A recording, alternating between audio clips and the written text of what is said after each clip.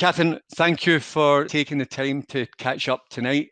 How are you? So, just like everybody else probably in the country right now, but under the circumstances, I'm functioning. My mental health is strong. Yeah. So good. And the reason that I've wanted to do this interview with you is that you recently reopened your shop, supposedly against lockdown, and we'll cover what that means. So against, supposedly you're a non-essential business. We'll talk about what essential business means to people like you, business owners and their staff, and to their customers. And there's a video that came out off the back of that where the police entered your shop in Edinburgh, which is called Nini Scott. Because the video went viral. I mean, I think it got something like 400,000 views on Twitter and 80, 90, 100,000 on YouTube and still growing. So we'll have a quick look at just a small snippet of it. I'm in here to try and earn a living and use my liquor licence to do so. And I've come in here to do lots of paperwork and to do lots of casework on an insurance company that's refusing to pay me. So as a person that still has all the overheads for their business and expected to pay full rent, I'm actually at 68, I'm under enough pressure without being bullied here. I understand the issues that you're facing as a business, as a small business. You don't. You won't understand, respectfully, you won't understand till the knock comes to your door and your wages stop. That's when you'll understand. Is Nicola Sturgeon to pay your wages, by the way? Sorry? Is Nicola Sturgeon to pay your guys' wages? It's her. And I really feel intimidated here. I've got Me too. How many now? 3 police officers in here. 4. Which is 4. Yeah, the other one is outside, I think. All right. And it's just so over the top. What is it you want to do? Browbeat me and frighten me? Absolutely not. That's exactly what they want to do. Yeah.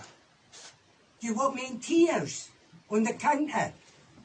I've been here for 16 years and worked like a navvy to make my business survive. I'm asking you, you 3 human beings, where is your heart? Where is your common sense? Where is your dignity? And that's just a small snippet of a 2-minute video, and that's what went viral. You know, you're saying to the police, where's your heart? Where's your humanity? Where's your dignity? That's really the essence, I suppose, of what it's all about, isn't it? You know, you're trying to be human. You're trying to run a business. Is that a crime, running a business? You know, opening your shop, delivering an essential service? I think, as most people have found out, and I've always known it, any job that you do is very much a part of you and your identification of yourself as a human being. If that's taken away, suddenly you're erased a bit as your illusion of yourself. And then added with that you should stay in your house, go out for essential things, ambiguity there once again, what is essential, you kind of feel as if you're being erased as a human being. So your job in life, and especially if you're a sole trader, my store is an extension to my home. And then to have that commandeered and practically trapped behind a counter. When are you talking about? Are you talking about when they came in? Yes. Yeah, you felt it was intimidating, wasn't it? Oh, very intimidating. I was behind the counter, and one man came in and went to the far corner. Another man came in and went to the far corner. And then the police came in and says, get out, this shop's opened illegally. None of the policemen were separated. The 2 customers were totally separated, but the police were really together in a bunch.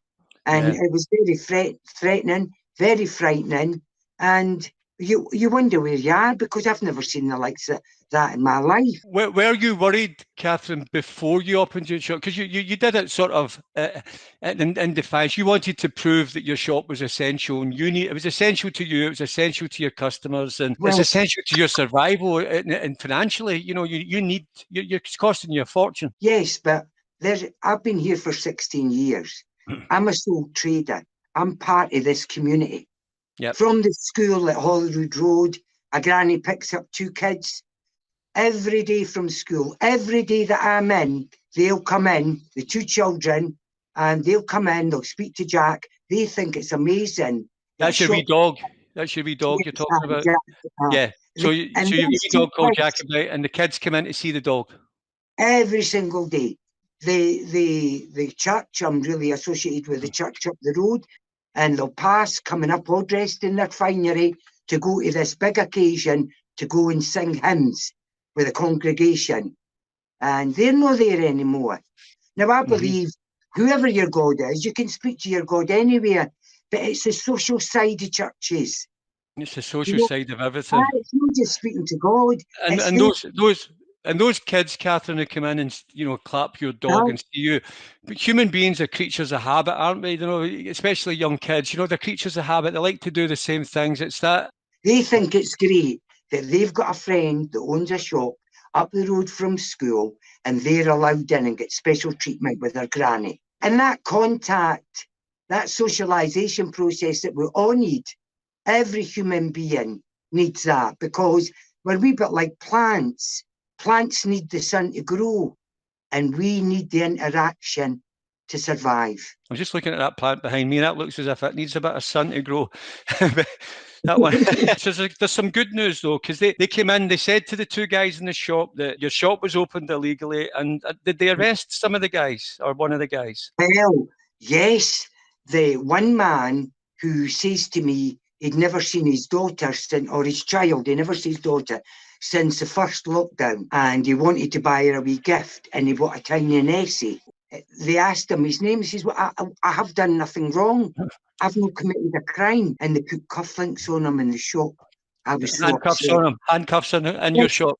Yes, it was just, well, it was like a horror movie. You can imagine. It is horrible, yeah. And then they took him away in the handcuffs. And then the other man, they says, now you can't browse. There's no browsing. You've not to browse. You get your essential item and leave. So the young man says, what about that whiskey, that miniature whiskey? I'm going to buy that for my mum. And so he bought it for his mum. And then they fined him because it wasn't an essential item. They fined him. Right, and it's a big part of the problem here that it feels as if it's this double standards. The small business has been asked to close, and the big business is still open. Well, absolutely. And we're a year down the line with this now. That's the challenge, isn't it? It's 3 weeks to flatten the curve, and we're still here in lockdown, stuck in your house, kids are off school. On the 23rd of March, we were asked to go home for 2 weeks to flatten the curve. Yep. And we did 10 months later. It's not a curve, it's a mountain. So what worries me is if I was selling things in my shop and I got new stock and it stopped selling or it never sold, I would say I'm doing something wrong here. Maybe I need to change my approach. So if a government is using the same approach, lockdowns, restrictions, and we're not in any better place, maybe another approach would be a good thing to consider. Absolutely, and that's kind of where we're coming from when we sort of challenge some of these things, and you're saying, well, is this the only way? Other countries are challenging it, other governments are challenging it as well. People need something. They need to get back to normal. They can't float along in this limbo land for too much longer. I can only speak about Edinburgh because I've not been anywhere else since the 23rd of March, like most people. The people are devastated, they're stressed, there's a huge increase in suicides. People I've heard and I've spoken to friends, they're taking antidepressants that they've never had in their life. Absolutely. And now added to that, the schools are closed, so you've got parents to maybe your mum and dad that have to work from home. So, and then now the child's there, they've got to work from home, they've got to homeschool their children, their couples. Relationships are difficult for people because they're with each other 24/7. Now, relationships work because a guy will go to your pub, or the woman will go to a spa, or the women will go to the pub. They have they come back to the relationship afresh and to appreciate being home and settling in for their meal. But, well, we're all under house arrest. And as much as you love your house, how can we live like that?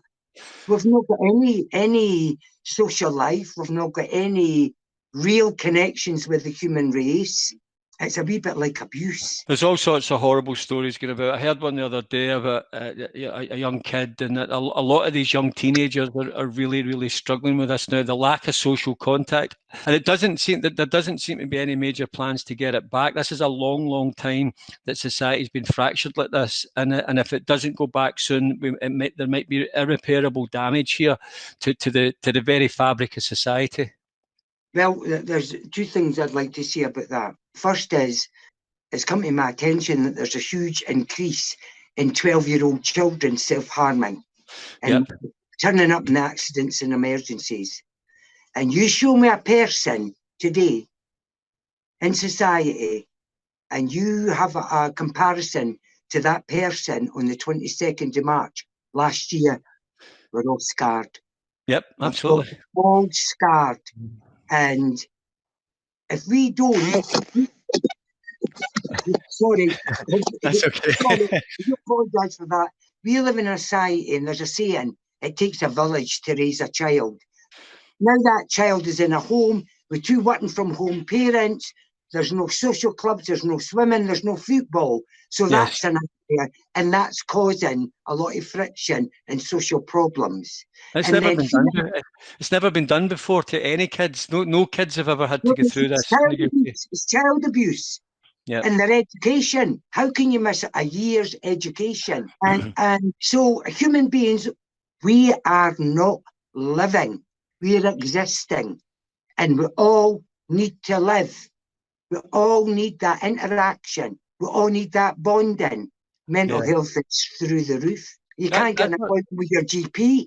Absolutely. There was some good news that came out of this, Catherine. You got a phone call a couple of days after they said they were going to be in touch and there was problems and you'd opened illegally and your customers who were in were committing crimes by being there. Yes. I got a phone call from St Leonard's and he was very nice. And he says, I'm phoning up to tell you that we're not going to take any further action against you and you can sell all this, whatever you want in your shop. Mm-hmm. After he says that you can sell what you want, but we need to speak to you about your attitude.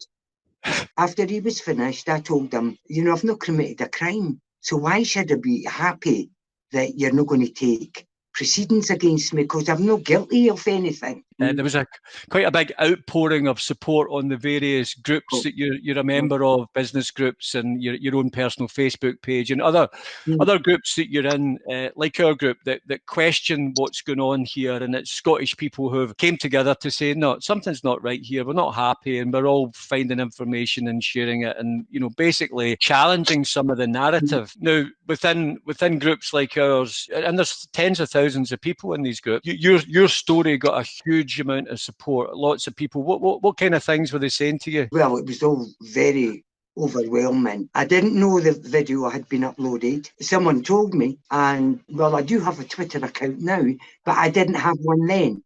I've never used YouTube or Twitter. A friend phoned me and says somebody told them that in the first 12 hours it got 240 something views.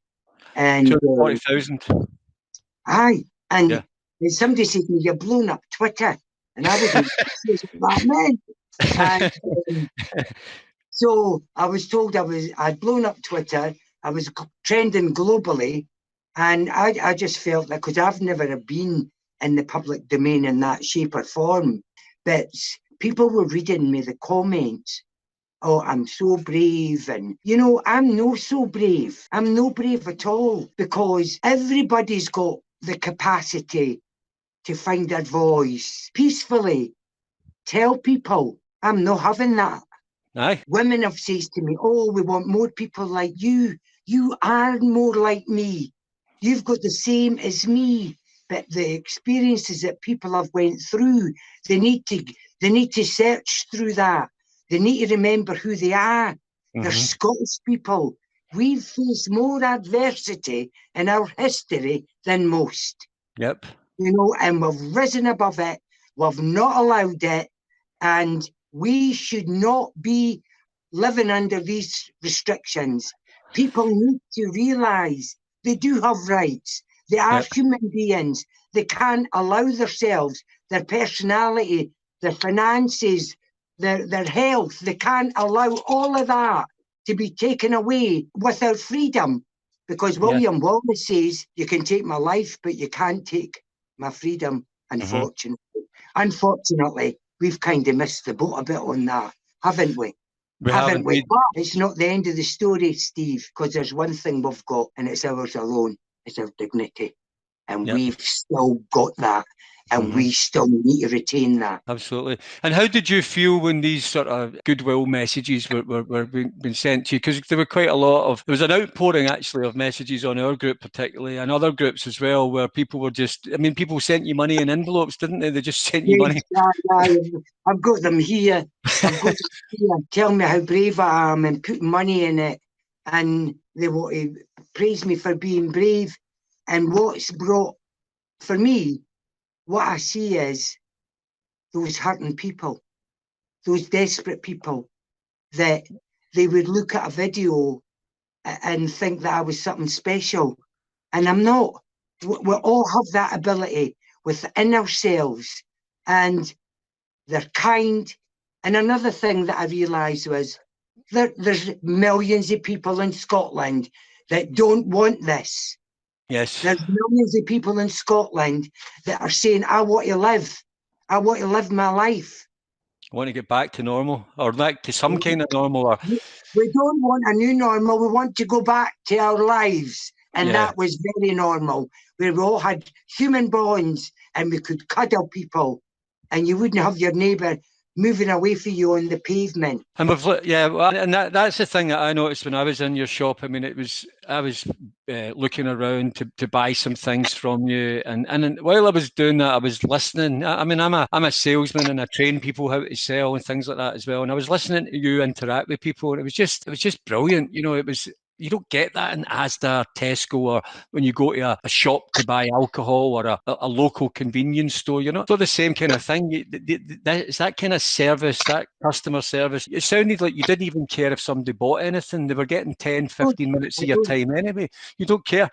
And it reminded me of my mum. She used to sell like that as well. And it was a real trip down memory lane. You know, it was a real... It was just good to hear the good old-fashioned customer service, and that's what's missing. You know, we're creatures of habit. People like to get out and shop, and you know, mothers and daughters and fathers and sons and families going out and walking around the shops and picking up some gifts and doing some things. You know, we can go in and buy alcohol, we can drive through and buy McDonald's. What's wrong with going into a shop like yours, or millions of other shops, or a gym, or all of these things? If they can do them safely, they were opening them months ago. Why can't they do it now? I think the small businesses are being penalised. I think and I don't understand why. A shop like mine keeps people in Scotland working because I stock from Scotland. Well, that's right. Well, this little thing made in Scotland, and it's high quality stuff. You know, it's not made as this version of that. If they did one, wouldn't be made in Scotland. You know, so and again, people want to support the local community. If the local community was open, the customers are there. I drive home at night in the dark, and my city's buzzing. It's buzzing with couples all meeting out to go out to have a drink, to have a meal, walking up the road hand in hand, happy, and the city's alive. It's like a graveyard if you go out now, and it's so depressing. If you look back to March and we went home for 2 weeks, look at the kind of restrictions we're living under now. How can they be justified when obviously they've been shown not to work? And with regard, you know, the update that you've had, you are open now. You're able to open. Yes, I'm open legally, as I always was. But they were saying to you you're illegal. You've stood your ground with it, and you're basically saying, you know, my shop's open, and it's a great shop. But it'd be lovely to see more businesses arguing at least. So something seems to be missing, that nobody seems to question this. Like it's almost like we can be locked down for another 3 or 4 weeks, and nobody even utters a word about it in the streets. You're a very positive person, and you look at things in this particular way, and you've stood your ground here, and it's paid off for you. What would you like to see happening to get society back to normal? I mean, I comply with COVID regulations. I have a sneeze screen, I've got my hand gel, I've got the signs on the floor, and I ask people to socially distance and different things. Yeah, I saw that when I was in the store for sure. Yeah, yes, absolutely. Saw that. We were allowed to open before, so why would we mean? I mean, there was never any infection traced back to this store, and all the pubs paid so much money different fitments to keep people safe. Nobody, where do you go for help? Emotional help to say, please, I'm on my knees, my business is on its knees. I've worked at it for 20 years, 30 years, 2 years. Please discuss with me why it can't be opened. And the Apple shop, Asda, Costco, why could we not be open? Because they're saying we're not essential. I think all local shops are essential. They're essential to you, they're essential to me, they're essential to the owners, they're essential to the neighbourhoods. And all the staff, all them. Yeah, but I mean, but then these people are sitting at home furloughed. That's fool's gold as well. I mean, can the country afford to sit and pay everybody's wages? Would it not be better with these people back out at work and start getting the communities going again? You know, safely the way they were before. That is a point with the austerity cuts that we've lived with for years. Suddenly there's this abundance of money. I find it my degree is in politics and psychology from Edinburgh University. So the economics of that haven't really quite worked out yet. Yeah. However, the people that are on furlough is set in a fool's paradise, because I think the biggest majority of them will not have a job to go back to. I think there'll be mortgages not getting paid. I think there's huge catastrophes waiting to happen. I went to see a professional. She split with her husband, and she blames these lockdowns and the pressure on couples. Then when we come out of it, and when will that be? I wonder if I'm going to see out the last of my days in lockdown. And they're got to be unemployed. They've got to have financial worries. There will be a huge amount of suicides, and that's on the increase now. The country's in a mess, and it worries me. How do we get back? How do we get back to our normal? Yeah. 22nd of March normal. See, even the Canongate Church, their congregation is 400. There's only allowed 50 in the church at one time, and the Canongate Church is huge. They're not allowed that's in a level 4, isn't it? I mean, I hate even talking about these tier 4s, but in a tier 4, I think you can get 50 in your church. But right now, I think they've closed the churches down altogether. Closed again, and these people are quite aged, and they're being denied. It's just a big world of denying now.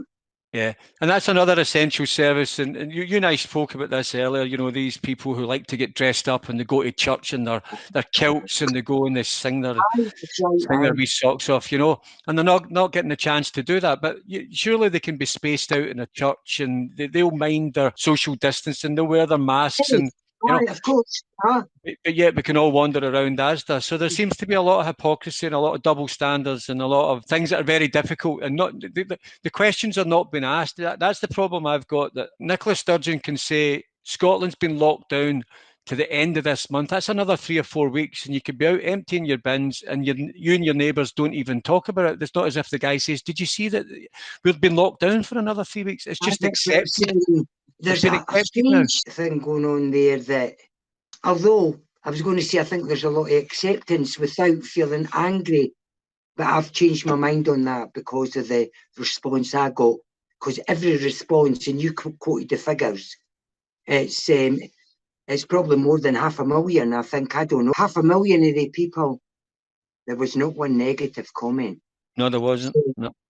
So I think, because people are maybe a bit meeker, or they think that for whatever reason they're no question, maybe they're not able to sort of investigate themselves and things, that they trust the government, that we are going to get out in this locked in state, being prisoners in their own home, and they're living in hope of that, and they don't doubt that it's going to happen.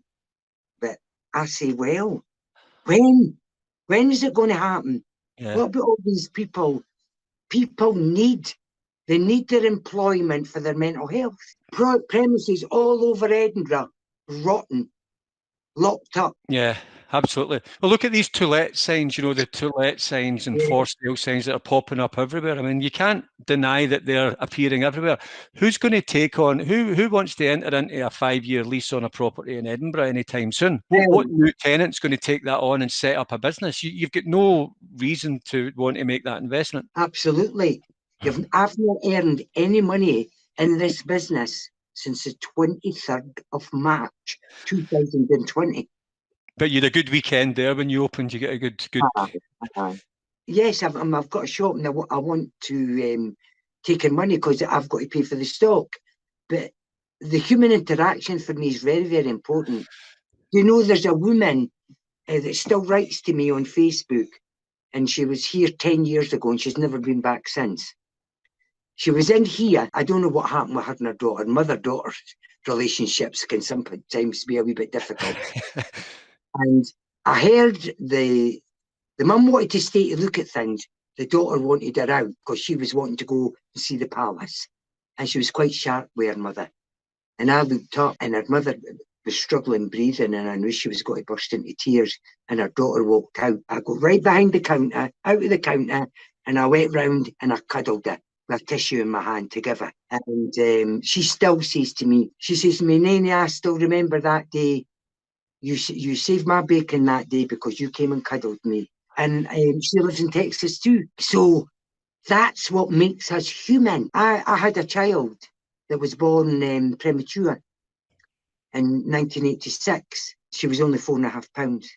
And she had an incubator. And when she was in the incubator, all the staff had to wear gloves. And Danielle's father and I were the only two human beings that got to put our arms and our hands in the incubator and stroke our child, because the nursing profession knows the touch, human hand, bare skin is where human beings get the bonds that bind us. So where's all these 10 months? Yeah, a lot of kids have missed out. We need to be out there living. We need to be out there working.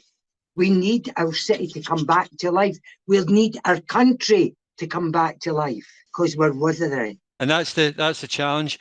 Well, listen, Nini, that's us. I'm calling you Nini as well now, Catherine. I think we've covered pretty much most of the things. Is there anything sort of final message that you would want to say to maybe other business owners or people in Scotland who are maybe not questioning what's going on, or can we push back a bit and challenge this and fight for our right to open up our societies a bit more than they're not always right. They could be making mistakes here. They're certainly making mistakes with kids' mental health just now because it's not good for them. Parents are seeing it. That's child abuse. Pure and simple. And I would challenge anybody on that point. Yep. You just need to look at, what was that psychologist name? Abraham Maslow, the pyramid of human needs. Obviously, the government's never read that. Yep. You need your basic, you need food and water, then you need nurturing. That's what you need. And you need, as I've said before, a child needs a village to bring them up, not just their parents. And that's a socialisation process that makes us humans. The adults enjoy it and the kids are learning, and you can go, kids come in here with their parents, and I make children like my deep voice for some reason. I've been videoed in here by parents because they can't believe their child's giggling. And I understand there's going to maybe be a distance to keep us well and things like that. I'm not disputing that at all. But all the people that are out of work, that everybody needs to go to work. Everybody needs to be themselves. Everybody needs to stop their personality, their humanity being erased by these procedures that obviously do not work. There's been no improvement and there's no discussion. There's no consultation. Now the government is voted in by the people. They're paid by the people. They're answerable to the people. That's as good a place to stop this interview as I would say. Catherine, thank you very much. They are indeed answerable to us. We need to get this country back on its feet again. We need to get back out. We need to get society working again. You've made a start there. You've went out and defied it, and you've got your shop open again, and people can come in and get a wee taste of something. They might not be able to get a hug, but they can have a really warm chat, and that's as close as you can get just now. And that's what I found when I was there. It was brilliant, and it was a wee trip down memory lane, and I felt normal again for that short period of time, and I was delighted to spend my money with you. So thank you very much. We've got a new one of our members in the group has offered to build you an e-commerce website for free. Yes, that's going to be great, and then we're going to get that out there to the world, and people in Texas and all around the world in England, and everybody can buy this lovely Scottish stuff. And if Scotland can't travel to see the world, then we can post bits of Scotland to all corners of the world. They are answerable to us. Thank you very much for all of that. Thank you, Steve. It's been an absolute pleasure.